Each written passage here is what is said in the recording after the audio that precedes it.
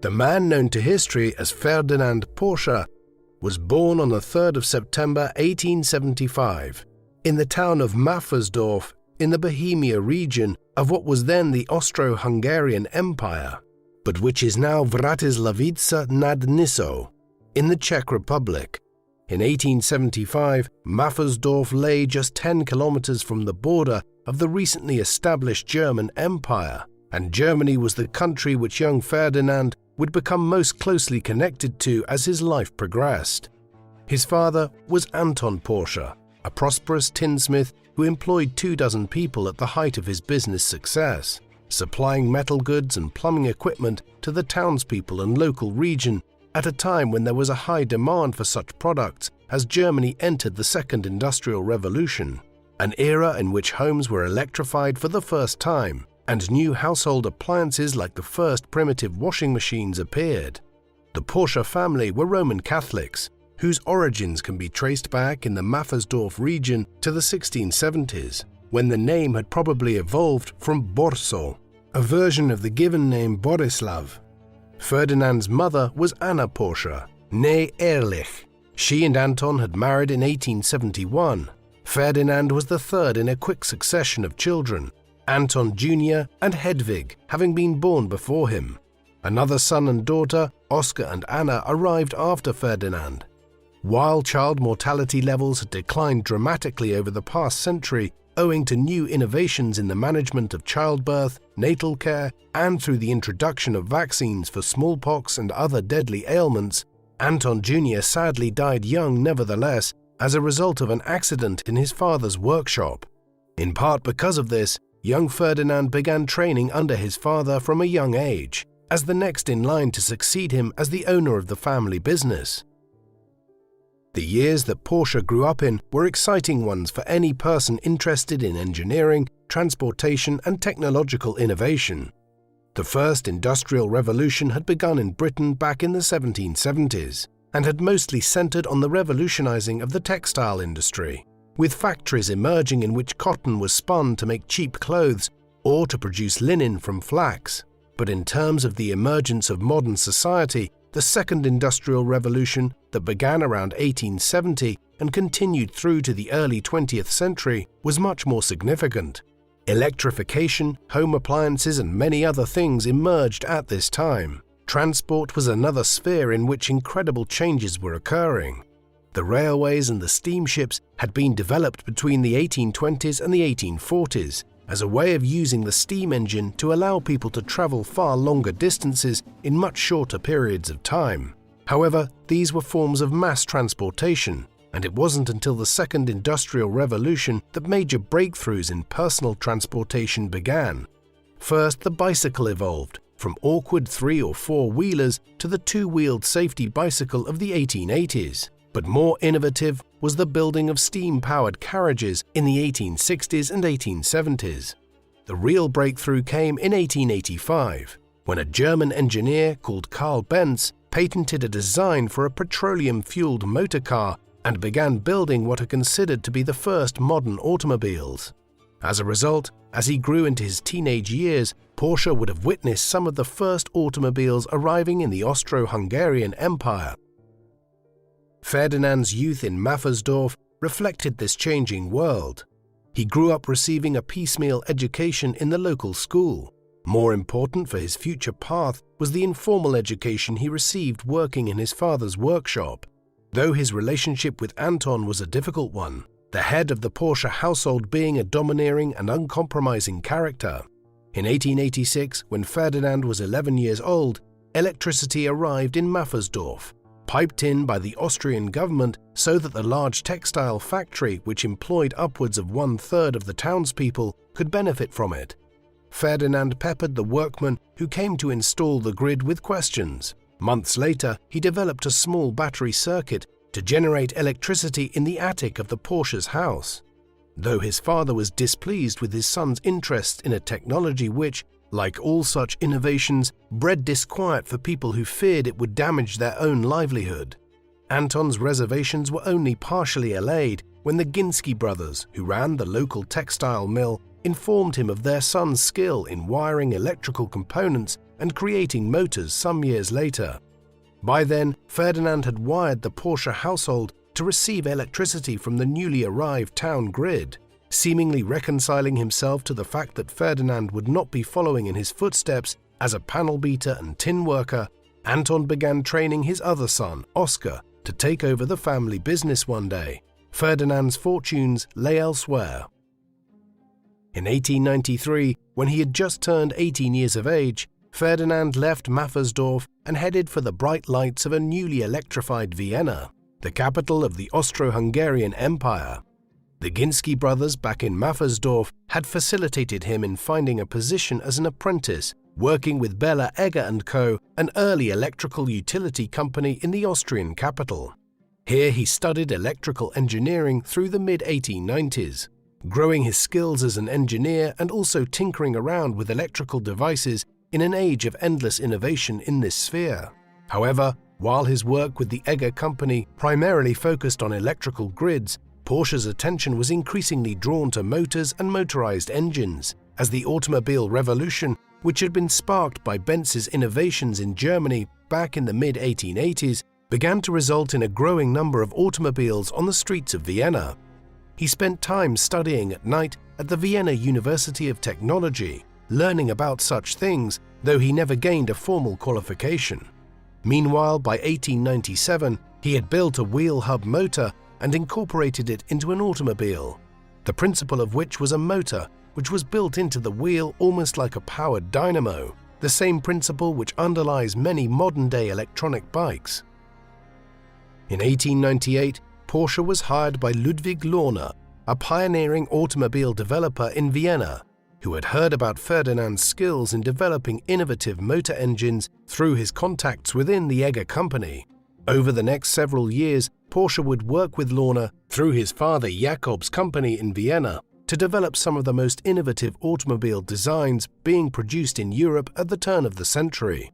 It is very peculiar to think of it from the vantage point of the early 21st century and the supposed electric car revolution of our times to learn that most of the automobiles which Porsche and Lohner developed in the late 1890s and into the 1900s were electric vehicles and hybrids. The Lohner-Porsche mixture automobiles that they produced during these years, of which there were several different models, were generally powered by both a petroleum-fueled engine which then ignited 4 electric motors that ran to the wheels of the automobile.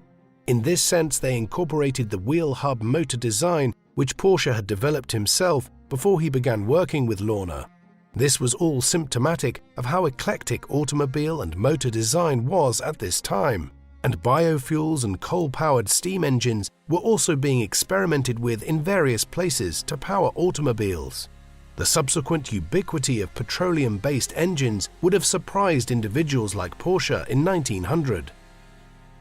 By 1900, the Lohner-Porsche mixture automobile designs were advanced enough that they began entering them into races and presenting them at expositions.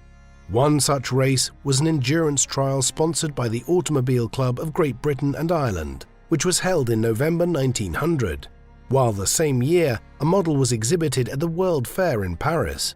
In 1901, Porsche justified his early interest in electrification and motors when he drove one of his Lohner-Porsche mixture automobiles back to his hometown of Maffersdorf and showed it off to his childhood friends and parents. These models were relatively fast by comparison with other automobiles of the time, and it was especially noted that they were much quieter than other engines. But Lohner and Porsche had only a limited manufacturing capability, and while they sold several hundred models in the early and mid-1900s, they did not scale up extensively. Instead, that task was being undertaken by Henry Ford in America, who was pioneering the use of assembly lines to build his Ford Model T, the first mass-produced automobile that could be purchased by a growing middle class at a relatively affordable price. Although Ford himself had been an advocate of the idea of using biofuels and ethanol to power automobiles early on in his career, eventually the methods he developed in his Detroit plants, along with the growing availability of petroleum from the Middle East after the First World War and other technical developments, would have a detrimental effect on the taking up of electric motors which Porsche and Lohner were working on in these years. This was a period in which Porsche also developed an acquaintance with the imperial family. In 1902, military maneuvers were held in the Austro-Hungarian Empire, and vehicles which Porsche designed the engines of were employed. The maneuvers were attended by Archduke Franz Ferdinand, the heir to the empire and an enthusiast of the new technology, who was anxious to drive some of the vehicles. Porsche showed him the ropes, and the two were seen to speak animatedly together. As a result of this acquaintance, when Porsche was called up to do a brief stint of training as a reservist in the Austro-Hungarian military, he was given a comfortable posting driving the Archduke around. These were also important years in Ferdinand's personal life. Back in 1896, he had met Aloysia Johanna Case while working in Vienna, who went by Louisa. After what was an unusually long courtship by the standards of the time, they finally married back in Maffersdorf on the 17th of October 1903. A peculiar honeymoon followed, in which they toured Austria, Italy and France so that Porsche could meet with several business contacts and discuss the rapidly changing technologies being used in motorized vehicles. They would have 2 children. A daughter named Louisa was born in August 1904, followed by a son in September 1909. He was named Ferdinand after his father, but would go by Ferry throughout his life. By 1906, it had become clear to Lorna that the cars he and Porsche had been working on for several years, although they had been successful from a technical perspective, had failed commercially. Particularly so because he and Porsche had expected a large government contract after the successful demonstrations to the Archduke and others in 1902. However, none followed, and from 1906, Lorna began focusing more on the emerging technology of airplanes. This led to Porsche moving to the Austro-Daimler firm, an automobile company which had been established in 1899, but which had struggled through the mid-1900s. Although Daimler had excelled in producing an armored car in 1904, one which could be considered a precursor of the tanks that were subsequently developed during the First World War, the company needed a technical innovator that could produce faster automobiles for the consumer and believed Porsche was the person to lead the company to new heights. New models quickly followed, and by the end of the decade, some of Porsche's designs were being raced in a number of speed trials in Central Europe. One of these was Prince Heinrich Fahrt, or Prince Heinrich Tour, a race held in Germany and named after Prince Albert Wilhelm Heinrich of Prussia. It is often viewed as the precursor to the German Grand Prix. One of Porsche's designs, named the Prince Henry Austro-Daimler for the occasion, sped to victory over the 1,200-mile trial. Porsche's attention to detail was clear in his statement that he had covered all of the nuts used to fasten the exterior panels in order to reduce wind and air resistance and maximize the speed of the car. Daimler had already been involved in the production of military vehicles for the Austro-Hungarian government for several years when Porsche began working for them. This avenue of product development continued after he joined the company, and Ferdinand was central to the design and development of a series of artillery tugs, which Daimler built for the imperial government in the late 1900s. These were essentially a kind of tractor that could be used to pull heavy artillery guns, which were being produced in ever greater numbers across Europe. As the continent's great powers became more and more fractious in their relationships with one another and military alliances developed, there were several kinds of tugs that Porsche played a part in designing for Daimler, running through the M08 and M09 artillery in the late 1900s to the larger and more powerful M11 and M12 tugs of the early 1910s. The size and power of these was evident in the christening of the M09 as the Titan, while the M12 was named the 100, as it was the first of these tugs with a 100-horsepower engine. Porsche was not just involved in developing automobiles in the 1900s and 1910s, this was also the golden age of the airship. It is hard to remember today, but back in the late 19th and early 20th centuries, airships such as those developed by Count Ferdinand von Zeppelin were considered to be the future of air travel. Even after the first airplanes were developed in the aftermath of the flight of the Wright brothers at Kitty Hawk in December 1903, airships were still considered the best way forward in terms of carrying large numbers of passengers or cargo by air. Many countries were looking to incorporate the latest technology into their armies, and in 1909 the Austrian Ministry of War began introducing airships into the military. These were called the Parsevals, after a Prussian major by the name of August von Parseval, who had developed some of the technology used. The Austrian government subcontracted Daimler to produce the engines, and it was Porsche who designed the 70-horsepower four-cylinder motor that powered these. Airships such as the Parseval were used extensively at the beginning of the First World War, but eventually they were superseded by biplanes as the technology of these advanced rapidly during the conflict after first being used for reconnaissance missions. In the course of the early 1910s, a large part of Daimler's operations, a subsidiary called Wiener Neustadt, was taken over by Škoda Works, a company which had originally been founded as an arms manufacturer in the Czech part of the Austrian Empire back in the middle of the 19th century. Škoda ended up acquiring many of Daimler's military contracts with the imperial government, and Porsche was co-opted into Škoda as an operating executive within the company in 1913, at just 37 years of age, effectively becoming the design leader of a team of 1,000 individuals working with this branch of Škoda. Little could Porsche have suspected when he took the position that Škoda would soon be extremely busy.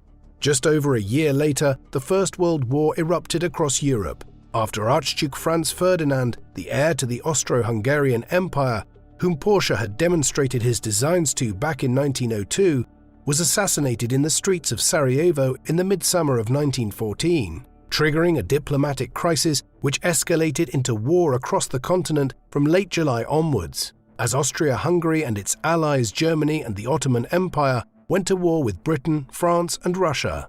There was suddenly a need for ever more powerful military hardware. Porsche's early designs for the artillery tugs would be expanded further, eventually resulting in the M17 artillery tug, nicknamed the Goliath, a tug which was more like an articulated truck than a tractor, and which was capable of pulling artillery the size of large automobiles to the various fronts the Austrians were fighting on in the Alps and the Balkans. Meanwhile, in 1916, Porsche was given an honorary doctorate in design and engineering from the Vienna University of Technology in recognition of his designs and his work for the government over the years. That same year, he was awarded the Officer's Cross of the Emperor Franz Joseph for his service to the Austro-Hungarian state during the war. Porsche's military hardware and armored vehicles ultimately could not prevent the Austro-Hungarian Empire from being defeated in the First World War, and in the autumn of 1918 its empire began to collapse and fragment as revolutions broke out in regions such as Ferdinand's native Bohemia and in Hungary, where a communist regime briefly came to power employing Porsche-designed vehicles that they had captured from the government in some cases. As imperial authority collapsed, so too did the military contracts which it had issued, and Porsche spent the late 1910s trying to keep the factory he managed for the Wiener Neustadt subsidiary afloat, and his workers and their families supported. It was a difficult period for Porsche and for a great many people throughout Central Europe, as the end of the war simply ushered in a period in which civil war and social chaos followed. Porsche maintained his employment by recommencing car manufacturing with Daimler, but by the early 1920s he was experiencing problems with the management of the company, and these creative differences led to him looking further afield. His eyes soon turned to Germany, which after years of disorder, unemployment and hyperinflation managed to begin a pronounced period of economic growth from 1923 onwards. The opportunity for Porsche to relocate to Germany came about in 1922, when Paul Daimler, whom Porsche had succeeded as director of the factory at Wiener Neustadt years earlier, quit his position as chief engineer at the Daimler Motorengesellschaft in the city of Stuttgart in Germany. Porsche was soon contacted and for the second time succeeded Daimler in a position when he and his family relocated to Stuttgart. He hadn't been there long when Daimler entered into a protracted negotiation with Benz Automotive Company, which eventually resulted in a merger in 1926 to become Daimler-Benz. Porsche was responsible for overseeing the merger of the engineering departments at Daimler's Stuttgart facility and Benz's plant at Mannheim. It was a complex operation, but one he managed with what had become his trademark directness. Ferdinand was known for simply telling staff if something wasn't good, with little effort made by him to spare their feelings, But when he saw something he liked, he also didn't attempt to co-opt it and would give credit where it was due. Despite his efforts in managing the merger between Daimler and Benz, he was soon out of a job himself. In November 1928, after a board meeting in which he defended his department's escalating operating costs on the basis that they had revolutionized Daimler-Benz's motor department, devising new engines and models for not just cars, but also trucks and even on submarine contracts, the board decided that Porsche's services were no longer needed. He was let go in what looks retrospectively like a blatant act of intellectual property theft, as Daimler-Benz would continue to make most of its profits for years to come from Porsche's designs. Porsche was entering his mid-50s when he was let go from Daimler-Benz at the end of 1928. He was a successful figure who had earned a lot of money over the years and under normal circumstances could have considered retiring at this juncture, but his mind was too restless, and he also had a lot of overheads, having become accustomed to living an expensive lifestyle since his days with Daimler and Skoda back in Austria. For a time, he took up a position with a small auto manufacturer, Steyr Werke AG, back in Austria, developing the Type XXX Steyr model in the course of 1929, a car whose engine became the basis of every Steyr car manufactured in the 1930s. Then he was let go again, just 1 year into a 3-year contract. In this particular instance, the directors at Steyr were able to point towards the Wall Street crash and the horrendous economic environment of the Great Depression that followed it as their reason for letting him go. But Porsche was clearly frustrated, telling his son Ferry around this time that companies kept hiring him for a few years and then letting him go, only to live off his designs for a decade afterwards. He now sought to break the link, and in 1930, despite the poor economic environment, began setting up his own engineering studio and practice, one which could produce designs on a freelance basis for the large automotive makers and for the government. Getting one back on his former employers, he poached some of his most promising and accomplished engineers from Daimler-Benz and Steyr to come work for him. While Ferdinand was making headway in setting up his own company, his career would gain an enormous lease of life in the mid-1930s, owing to the changing political environment within Germany.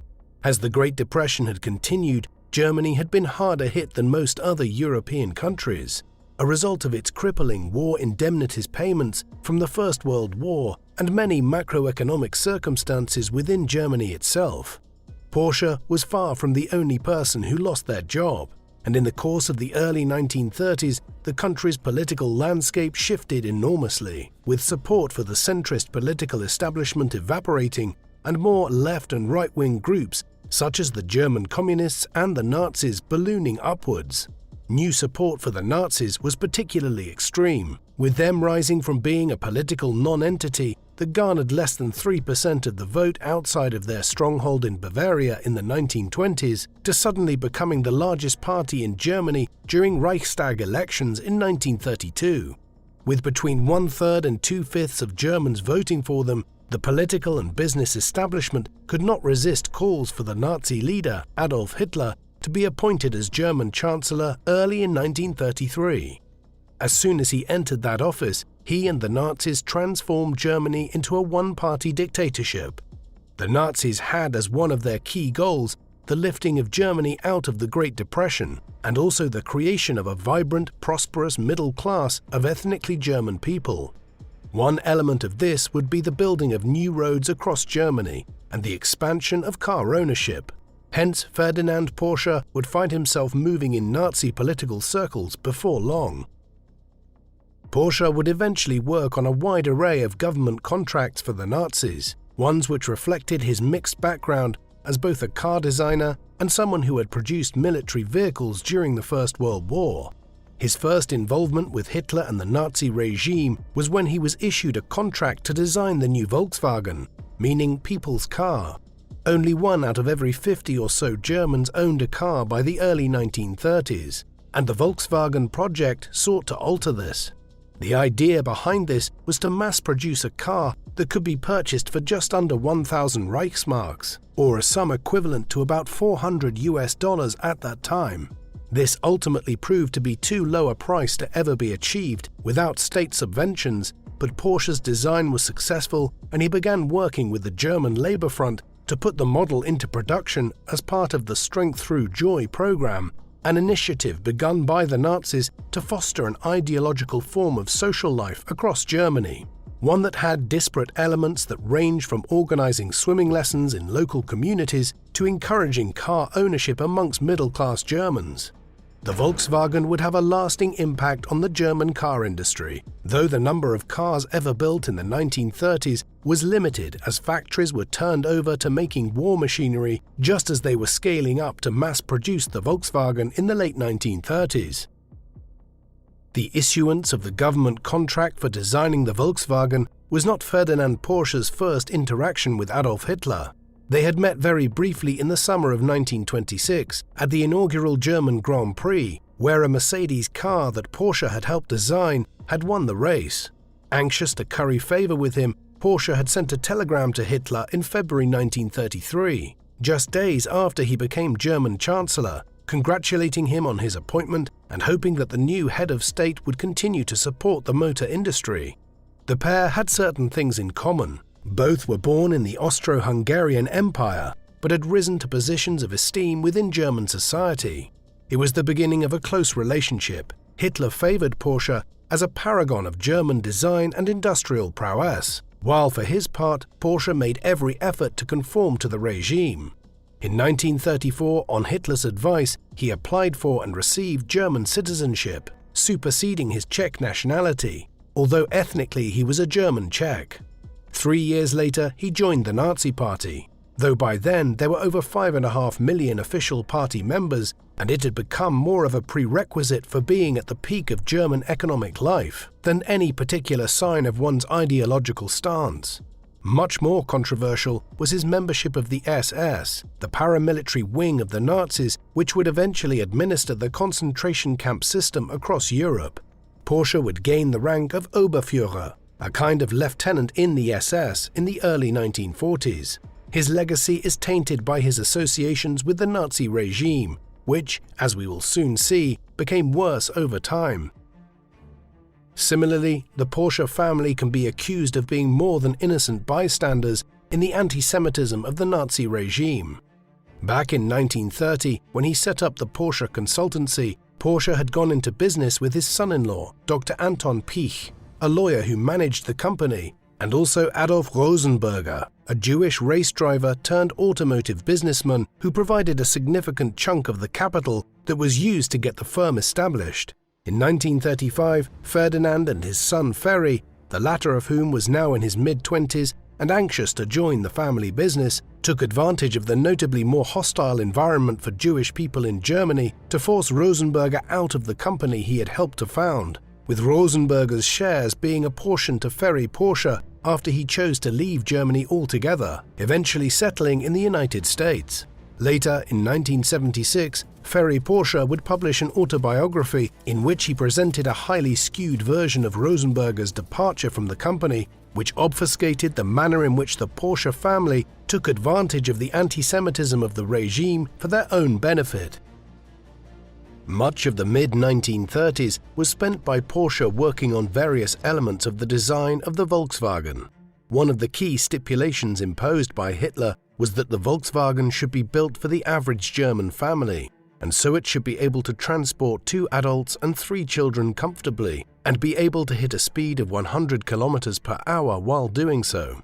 Many mass-produced cars of the 1910s and 1920s had effectively been 2-seaters, with a soft retractable roof and travelled significantly slower.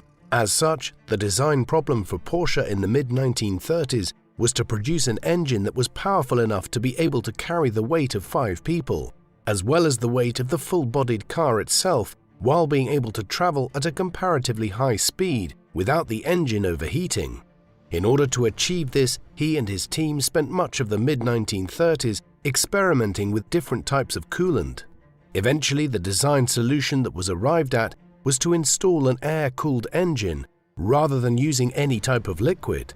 Porsche had experimented with this in various designs since the 1910s, but the Volkswagen air-cooled engine represented the most advanced form of such engine that he designed. It would also be placed in the rear of the car rather than the front. thus beginning Volkswagen's long history of rear engines. The design was finished by 1938 and was ready to go into mass production thereafter. Porsche largely arrived at the design himself, though it did mimic some of the elements used by the Tatra car company in Czechoslovakia. A patent dispute followed, one which was conveniently dismissed when the Nazis invaded and annexed Czechoslovakia in March 1939, although Volkswagen reached a settlement with Tatra years later after the Second World War had ended. The Volkswagen models, of which the distinctive-looking Volkswagen Beetle was one of the main designs, was to go into mass production from 1938 onwards at a new manufacturing plant which was established by the government and overseen by Porsche in north-central Germany. The site was known as Fallersleben at the time, but it is more commonly called Wolfsburg today. Today, Wolfsburg is a small city of approximately 125,000 people, but it was virtually non-existent as an urban center prior to 1938. It was a planned town, developed solely for the purposes of building the new Volkswagen in Porsche's factories here. There is no greater indictment of Porsche's role in the Nazi regime than a picture that was taken in May 1938, as the cornerstone of the site was being laid down with Porsche standing next to Hitler, flanked by 24 or so Nazi and SS officers, their swastika armbands in clear view. The full name of the city as established was the City of Strength Through Joy Car at Fallersleben. Thousands of people were soon living here, as hundreds of workers began working in the factories, with hundreds of others, plus their families, working in the shops and other service sectors which sprang up around Wolfsburg almost overnight in 1938 and 1939. Ironically, after all the preparations and the establishment of a planned town to build it, very few Volkswagen Beetles or other Volkswagen cars were ever produced here during the Nazi era, as the factories were soon repurposed to produce military vehicles and hardware. Wolfsburg, though, has remained the center of Volkswagen's operations down to the present day and is home to the world's largest car manufacturing facilities today. The plant facilities at Wolfsburg were influenced by American methods. In 1936, Porsche and a small group of his colleagues and employees from Stuttgart visited the United States. Their main destination was Detroit, the home then, as now, of the American automotive industry. Ferdinand's primary concern was to visit Ford's factories and see how they operated, though he also consulted with Chrysler. His main goal in doing so wasn't to see what cars they were designing, though doubtlessly this would have interested him. Instead, Porsche's primary interest lay in viewing the operations of the factories and the manner in which Henry Ford had revolutionized production through not only his assembly lines, but the entire management of his staff. Ford's success had not been based on a race to the bottom, where his staff were paid the bare minimum, but instead rested on paying them an above-market value wage, which engendered the loyalty and hard work of his staff. These and other features of the Ford ethos were observed by Porsche, and some of what he noted was later applied in his design offices in Stuttgart and the factories in Wolfsburg and elsewhere in Germany. He also took the opportunity to poach some of the engineers who worked at Ford. One of these was Josef Werner, a German-American who Porsche was particularly keen to bring over to his team in order to advise back in Stuttgart on how to scale up production so as to mass-produce the Volkswagen on the scale that the Model T had been produced in Detroit over the last quarter of a century. Photos from the time reveal that by the late 1930s, Porsche's design offices in Stuttgart had become a jungle of design boards and sketch easels, showing potential models for Volkswagens and other vehicles. Added to the mix after a certain period of time, these were racing cars that Porsche was involved in designing for the Auto Union Motor Company, headed by Baron Detloff von Oertzen, a major player in the German automotive industry, though one who needed to rely on Porsche's connections to the Nazi regime to gain funding for his ideas. The goal of von Oertzen and Porsche from the mid-1930s onwards in developing a series of racing cars known as the P-Wagen cars was to try and overtake the French and Italian companies such as Bugatti, Maserati and Alfa Romeo that dominated European motor racing in the interwar period. The P-Wagens soon joined new models being built by Mercedes-Benz collectively termed the Silver Arrows on account of their silvery grey shells and pointed arrow-like look, in becoming the dominant racing cars in Europe between 1934 and 1939, as Porsche's innovations allowed the Germans to outpace their Italian and French rivals. Porsche also soon began work during this period on the Porsche 64. This was a prototype car which was a combination of both a speedy racing car, yet one which, unlike the Auto Union vehicles, could be driven as an everyday car on German roads. In essence, it was an early version of what would now be termed a sports car. It was an eclectic design, one in which Ferdinand incorporated certain elements taken from the VW38 and other cars and vehicles he had designed over the years. The outer casing was closed with a hard roofing, something which was fairly novel still in the 1930s, after 2 decades of flat-top, retractable hoods on cars like the early Model T Fords. The engine used for this was ramped up from the VW engine to achieve a horsepower of between 32 and 40, a significant improvement on most engines for cars in those days. However, only 3 models of the Porsche 64 were ever made, as war interrupted Porsche's plans. The Porsche 64 is regarded as the prototype for the earliest Porsche cars to enter mass production after the war. One of the 3 models was used by Allied troops to joyride around Germany for a few weeks in the summer of 1945. Another, the sole remaining one of the 3 models, was on sale in the US in 2019 with an asking price of $19 million. The Porsche 64 was not alone in being shelved. Many of the designs which Ferdinand had made in the 1930s would never enter mass production. This had nothing to do with the designs of his cars themselves, but rather was connected to wider developments in Germany and Europe. As is well known, the Nazis had come to power with a clear desire to reverse what was perceived as the humiliation of the Treaty of Versailles that had brought the First World War to an end. Hitler quickly began remilitarizing Germany, and so sluggish were Britain and France in responding to the threat of German rearmament that in 1938 and early 1939, the Nazis pushed forward their war plans and annexed Austria and Czechoslovakia in just over a year. Without firing a shot, the Nazis became the masters of Central Europe, but when they invaded Poland in September 1939, Britain and France declared war on Germany in response. All of this had implications for the German economy, as factories were repurposed to support the war effort. Car factories, such as those run by Ferdinand Porsche, were soon used to produce tanks, armored vehicles, and other war material. This process would only intensify from 1941 onwards, after the German invasion of the Soviet Union that summer led to the inception of the total war economy back home in Germany. The German invasion of Poland and the inevitable outbreak of a wider European war which followed saw Porsche returning to activity he had been heavily involved in with the Austrian imperial government a quarter of a century earlier, as his engineering skills were repurposed to focus on producing armored vehicles. A good example was when Hitler's government asked both Porsche and a rival, the Henschel and Son Company, the latter of which is usually more associated with German warplanes, but which was also involved in armaments and vehicle production, to submit designs for a new tank. Porsche's design resulted in the VK45.01P, or Porsche Tiger tank. The specifications were that this needed to be a heavy tank, which could carry an 88mm tank gun and so needed to be roughly 45 tons in weight.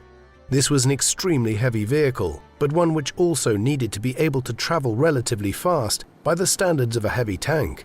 Porsche's design was innovative again, in that it was a hybrid gasoline-electric tank. This latter element was introducing electric engines to a design that had never been used to propel such a heavy vehicle, and, perhaps not entirely unexpectedly, there were numerous development problems which led to Henschel & Son's design being chosen over Porsche's to become the Tiger tank used by the Nazis towards the end of the war. It's notable all the same that in the early 1940s, Porsche was able to produce a working design for a hybrid tank. While the VK45.01P was not selected by the government for mass production, another of Porsche's models was. This was the Elefant heavy tank destroyer, a tank fitted with a very large anti-tank gun. This enormous machine weighed some 65 tons. Several dozen were built, and they were employed at the Battle of Kursk on the Eastern Front against the Soviets, the largest tank battle in history. Thereafter, modifications were made and the resulting units became known euphemistically as the Ferdinand, after Porsche himself. Beyond designing tanks, the enormous factory at Wolfsburg, when it was finally completed in 1940, began manufacturing parts for all aspects of the German military, notably the production of component parts for the Junkers Ju-88, a multi-purpose aircraft used for bombing and transport missions. Repairs were carried out here too, and there were other activities which Porsche engaged in as well as part of the Nazi regime.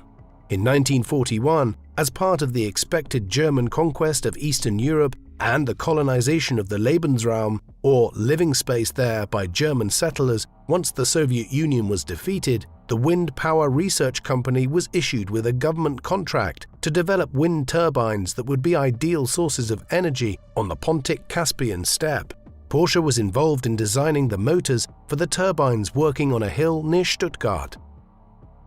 Porsche was already well and truly tainted by his associations with the Nazi regime by the early 1940s. For instance, to add to his being a party member and a member of the SS already, in September 1938 he was awarded the National Prize, the highest civilian honor given out by the Nazis, at their annual rally at Nuremberg. Still, the worst element of his complicity in the regime's crimes came from 1940 onwards, following the full opening of the Wolfsburg plant, as slave laborers were increasingly employed to manufacture goods there. The Nazis' racial hierarchy dictated that Slavic people, such as the Poles and Czechs, were to be utilized primarily as slave laborers, while those who were found guilty of relatively minor crimes against the occupation government in places like France and the Netherlands also often ended up working in factories in Germany during the war. Although the Porsche company has been reticent about investigating the full extent of this, once claiming that no more than 50 slave laborers passed through Ferdinand Porsche's factories during the war, it now seems that approximately 300 slave laborers from various parts of occupied Europe were involved, particularly so in 1944, when the number of slave laborers in German factories and other parts of the German economy exceeded 2 million. The increasing resort to slave labor in German industrial factories, like those operated by Ferdinand Porsche, was in many ways a sign of the desperation of the Nazi regime by 1943 and 1944.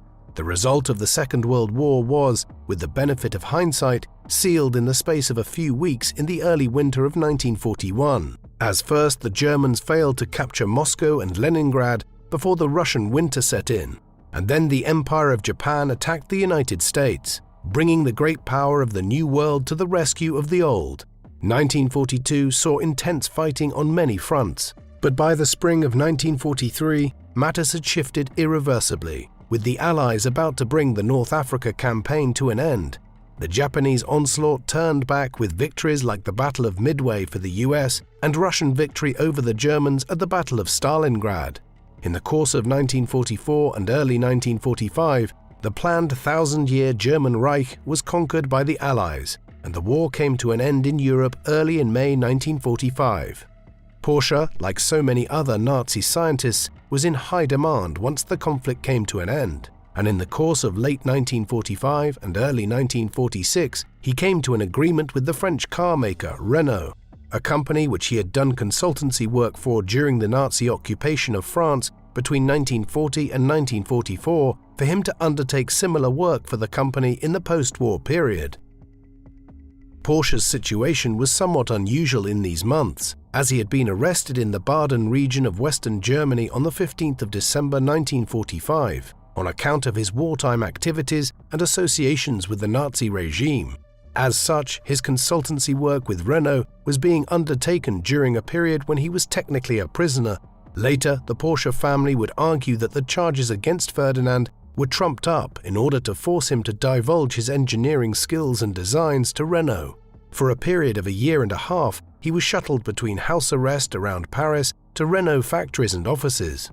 It was May 1947, 17 months after his arrest, when the charges were finally heard and testimony was offered. When this occurred, it soon became clear that the German armaments minister, Albert Speer, had appointed Nazi overseers to manage the slave labor at Porsche's factories during the war. Hence, despite the dubious ethics of it all, the judges quickly decided that Porsche had not been responsible for the use of enforced labor in the factories and had little choice but to conform to the regime's demands. He was released from his detention in October 1947, though full pardon would take time as the denazification process continued in Germany. While Porsche was in France, in the immediate aftermath of the war, the Allies were reshaping what was left of the German economy, the goal being to make sure that Germany was allowed to recover successfully in a way which had not occurred after the First World War. In the process, it was hoped that a reformed Germany would emerge and a future conflict could be avoided. As part of this process, the German automotive industry was reorganized, and West Germany would develop, much like the Japanese automotive industry, as one of the most successful car manufacturing nations in the second half of the 20th century. The bulk of the Volkswagen factories were in Western Germany, in the occupation zone of the British, Americans, and French, and the Western Allies soon brought them back into production, with the British military placing an order for tens of thousands of cars by the end of 1945. Thus, Volkswagen survived the war and quickly emerged as a major German car manufacturer. The Auto Union factories were located in eastern Germany, and their factories were shut down in 1945 and largely dismantled by the Soviets, who decided on a more punitive approach. The company did not die, though. It soon re-emerged with a new operation in the city of Ingolstadt in southern Germany, rebranding as Audi in the 1960s. Thus, the businesses which Porsche was involved with under the Nazi regime became major players in the German car industry after the Second World War. Ferdinand would not be involved with Volkswagen or Audi in any significant way after the war. Instead, after his time in France as an enforced consultant to Renault, and once it became clear he would not be further prosecuted for his wartime activity, he headed home to Stuttgart. By then, he was an aging man, into his early 70s, and the baton was passed to his son Ferry. Back in 1944, the Porsches had been granted property in the town of Gmünd in the Carinthia region of Austria for them to work from in order to avoid the disruptions which were growing in Stuttgart as Allied bombing of German industrial cities increased exponentially. Ferry returned here after the war and began work on a new Porsche car, in part because the Allies had prohibited him from recommencing work at Stuttgart. It was here, in a fairly rural region of Lower Austria, that Ferry largely hand-built the first Porsche 356, the car that would launch the Porsche elite car brand. It was completed according to plans Ferdinand had drawn up years earlier and partly realized in the model for the Porsche 64, while also incorporating Volkswagen parts designed by Ferry's father in the 1930s. He also traveled to Gmünd to inspect his son's work. So while Ferry manufactured the first Porsche car, it was very much Ferdinand's legacy. Ferdinand spent his last years largely living in Stuttgart. In 1950, he was allowed to visit the Wolfsburg plant with Ferry, where the Volkswagen Beetle was entering mass production as the West German economy made significant strides in the post-war years. Ferdinand was offered some consultancy work with Volkswagen, and he was granted a small royalty on sales of the Volkswagen Beetle in recognition of his role in designing the engine and other aspects of the vehicle. Just weeks after his visit to Wolfsburg, he suffered a major stroke, late in 1950. He never fully recovered and was left partially paralyzed by the incident. Confined to a bed in Stuttgart, he died in hospital there on the morning of the 30th of January 1951 at 75 years of age. His views on the Nazi regime were extremely problematic to the very end, claiming that Hitler had not known about the concentration camps and the Holocaust, and on the few occasions in which he discussed the war, seeming to suggest that he had contributed to the goal of building a greater Germany. At the time of his death, it was debatable whether the company which Ferdinand Porsche had founded would survive in any fashion going forward, such was the fluid state of the German automotive industry in the years immediately following the war. However, it soon became clear that it would survive and flourish. In 1952, a new version of the Porsche 356 was launched, one which became commercially successful. Then in the 1950s, Max Hoffmann, a luxury automobile importer, agreed a contract to open the American market to Porsche automobiles. Various improved models of the 356 boosted sales throughout the 1950s and into the 1960s, making Porsche a well-established manufacturer of high-end cars. By the early 1970s, Ferdinand's son, Ferry Porsche, was moving towards making the company a public limited operation, as it had outgrown being a family business. Much of this success was as a manufacturer of sports cars, of which the Porsche 911, first introduced in 1964, would become the greatest, selling over 1 million and coming in at 5th on an authoritative list of the most iconic cars of the 20th century. Porsche is a major player in the European automotive industry today, and matters have come full circle in a way, with Porsche having formed a working partnership with Volkswagen in 2009, one which counts Audi as a subsidiary. The Volkswagen Beetle remains the most successful car that Ferdinand Porsche was involved in the development of, having become the first automobile in history of which 20 million units were sold. Ferdinand Porsche left behind a complex legacy. There is no doubting that he was one of the most original and accomplished engineers of the first half of the 20th century. Beginning in his 20s while working in Vienna, he began introducing groundbreaking designs in the manufacture of automobiles, with his hybrid and electric vehicles being almost a century ahead of their time. If his designs had entered mass usage, the automotive industry would have taken on a very different shape in the 20th century, with all the associated differences for the environment and even geopolitics in terms of the reduced reliance on petroleum, which would have ensued for Western nations. He was also an incredible innovator when it came to heavy machinery, airships, and airplane engines, while in the 1930s he pioneered innovations in engine design, which would shape the European car industry down to the end of the 20th century. Yet there is no denying that his legacy was poisoned through his associations with the Nazis and his use of slave labor in his factories during the Second World War. In this respect, he was one of a long list of German engineers and business people, which included the likes of Werner von Braun, whose ties to the Nazis have poisoned their legacies in many ways. These individuals might have claimed after the war that they had little option but to conform to the regime and that somebody else would simply have taken their place if they did not work with the Nazis, but in all instances a desire for personal success skewed their moral compass. Porsche was a great designer but a flawed human. What do you think of Ferdinand Porsche?